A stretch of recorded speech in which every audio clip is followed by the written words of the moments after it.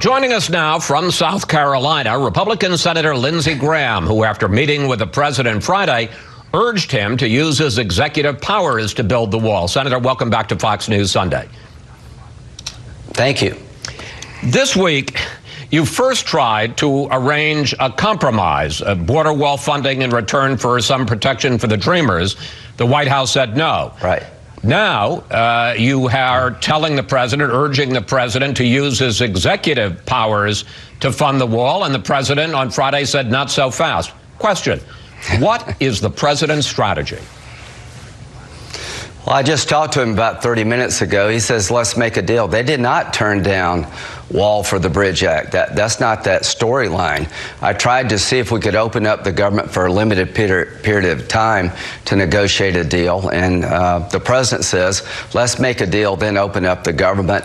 Nancy Pelosi says, even if you opened up the government, I wouldn't fund a wall, so that's why I'm depressed. You know, there's not much talk about what she said. She's telling the president, even if you open up the government, I'm not going to do a deal on the wall, and that's a non-starter for the president. Well, and I don't mean in any way to cast aspersions on the president or Nancy Pelosi, but you know one of the definitions of insanity is to keep doing the same thing over and over and expecting a different result. What's going to go on? Right. The president says make a deal. The Democrats say not on, not funding for the wall. Not saying it's right or wrong, but what happens? Well, I think it just plays out. What bothers me so much is that your next guest, Chris Coons, a great guy. We could sit down and make a deal with him, wall plus DACA, wall plus TPS. Every Democrat that I've worked with for about 10 years now has agreed to funding for barriers/walls on Obama's watch, on Bush's watch, and all of a sudden it's a bad thing on Trump's watch. It really does perplex me how you expect this to end when you tell the President of the United States you can't get it. You get $1 for a wall when in the past Democrats have appropriated billions for the wall. What is he supposed to do? Just give in? He's not going to give in. He's not going to give in. He said in a tweet, I believe it was yesterday, that he has a plan. What's the plan? The plan is to do a deal. He is willing, in my view, to do wall plus, funding for the wall that we desperately need, that's been done in the past. See if we can do a deal around the TPS recipients. Those are temporary protected legal status. Let me just say, temporary protected status, people who came in from disasters. Thank you. Yeah, they're about 400,000. They're going to lose their legal status soon. He's willing to extend that. The DACA recipients, they're all tied up in court, but I think he would give them work permits for 3 years, one-time renewable, if you could get wall funding. I don't want to speak for the president. I don't want to lock him in, but I'm confident what I just described with a few other things would be a deal acceptable to the White House and a lot of Democrats, and I'm just so frustrated we can't get in a room and hammer it out. Now, some White House officials, as it's been reported, are now talking about, well, maybe the president will be using his State of the Union speech to make this case. That's 16 days from now. Some White House officials are talking about this extending into February. How much damage does that do if this government shutdown goes on for weeks, even into next month? Less damage than if we don't fix a broken immigration system. You got two bad choices here. Continue the stalemate and see parts of the government shut down. It will be inconvenient and it can create problems. And to the federal workforce, I'm sorry you're caught up in this mess, but the real damage is people coming across the border, selling drugs, killing Americans. That needs to come to the end. So the real damage is a broken border compared to a partial shutdown. The president's not going to give in. No wall, no deal, but he's ready to deal. And your next guest, I am sure, would provide funding for a barrier where it made sense if you could get something for it. You have been one of the loudest voices among Republicans urging the president to declare a national emergency. Two questions. One, why doesn't he just go ahead and do that? He seems to think that's a way out of this. Secondly, there are a lot of your GOP colleagues who say that would be a terrible precedent because someday there's going to be a Democratic president, and they're going to say, well, you know what, it's a national emergency, so let's fund climate change. It's going to be a national emergency, so let's fund income inequality. Well, let's start with the president. I asked him, Mr. President, if you want to go down the emergency path, I stand with you. He said just 30 minutes ago, that's my last option. I think the legislative route is the best way to go. Let's make a deal, but I'll do it if I had to. So we have found in the past presidents declared emergencies for different things. I am going to support him.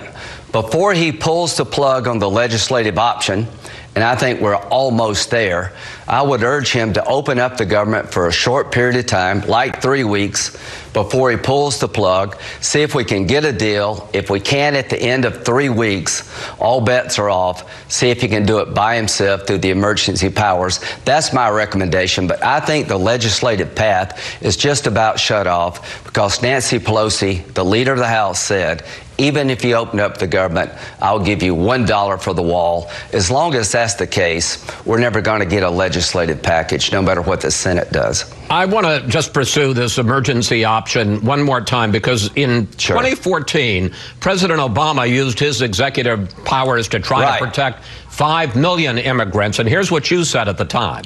Right. This is wrong, it's irresponsible, and will do damage to our efforts to fix a broken immigration system. This is a tremendous presidential overreach. So why was that an overreach for President Obama then, but not for President Trump now? Well, what President Obama did, he didn't declare a national emergency about the DACA recipients. He took his power to pardon an individual or a small group and applied it to 1.8 million people. Every president, not every, a lot of presidents have declared emergencies. After 9/11 we did, and they've taken money and powers to deal with a national emergency. I think there is a crisis at the border. I think it fits the definition of a national emergency. It's the last option, not the first option, but we're pretty close to that being the only option. How do you negotiate with the Speaker of the House when she tells you, even if you open up the government, I'm not going to give you but $1 for the wall? So until that changes, there's not much left except the national emergency approach. And to my Republican colleagues, stand behind the president if this is his last option. He ran on this as a centerpiece of his presidency, and it is a crisis. And if you don't see the crisis, you're not looking very hard. Okay, I want to switch subjects on you. The New York Times now reports that after President Trump fired FBI Director James Comey, that the Bureau opened up a counterintelligence investigation into whether or not the President of the United States was working on behalf of the Russians. One, did you know about that? Two, what do you think of, I have to say, it's an astonishing idea, the FBI, the Bureau, investigating whether the President was a Russian agent. Well, number one, that story came from somebody who leaked it with an agenda. So I'd like to know who leaked it because they have an agenda not very friendly to President Trump. And I, for one, don't trust what I read in the New York Times. Having said all that, I'm going to ask the FBI director, was there a counterintelligence investigation opened up regarding the president as being a potential agent of the Russians? I find it astonishing. And to me, it tells me a lot about the people running the FBI, McCabe and that crowd. I don't trust them as far as I throw them. So if this really did happen, Congress needs to know about it. And what I want to do is make sure, how could the FBI do that? What kind of checks and balances are there? You have a lot of clout in asking the FBI questions because you're the new chair of the Senate Judiciary Committee. Congratulations, Mr. Chairman. Thank you. Your committee is going to begin holding confirmation hearings this week on the president's nomination of William Barr to be the new Attorney General. What do you intend to ask him about the special counsel investigation and whether or not the special counsel is going to be allowed to finish his investigation and issue a full, unedited report to Congress?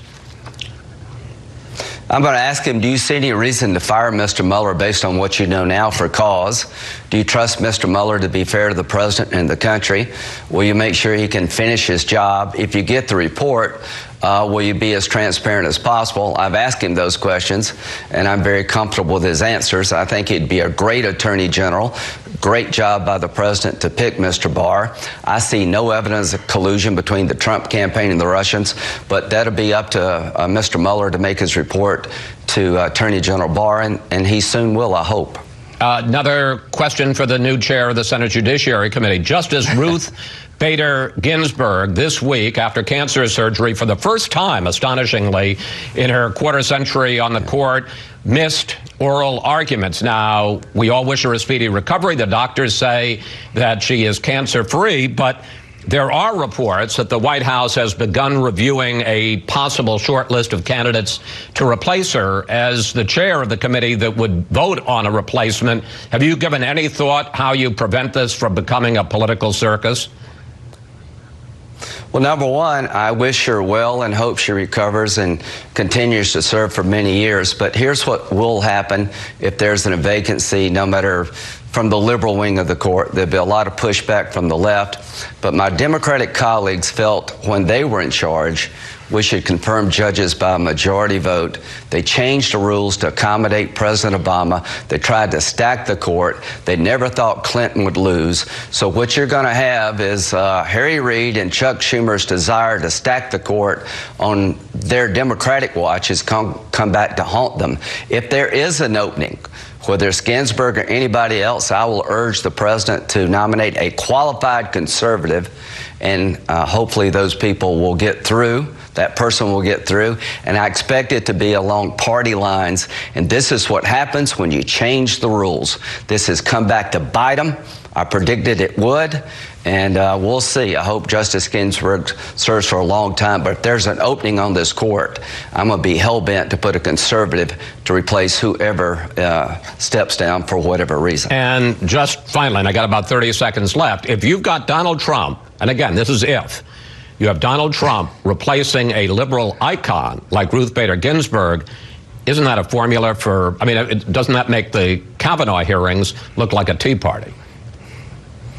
They should have thought of that before they changed the rules. They tried to destroy conservative judges. I voted for Sotomayor and Kagan, understanding what I was getting. So this decision by Reid and Schumer may come back to haunt them, but I am dead set on making sure it is a conservative nominee. And elections have consequences. The rules of the Senate were changed not by me, by them, and we had to do it on the Supreme Court because they would not give us any votes to nominate anybody, and Kavanaugh was a fine man. They tried to destroy him. All this is going to come back to haunt them one day. Yeah, let me just real quickly explain that when the Democrats were majority Leader Reid changed it for judicial nominees short of the Supreme Court, and for cabinet appointees went from the 60-vote margin to 51, and then the Republicans did it for the Supreme Court. Senator Graham, thank you. Thanks for your time. Can I just say one last thing? Yes, sir. One last thing. We don't need one Democrat to replace a liberal justice. And the reason that's the case is because what Harry Reid did,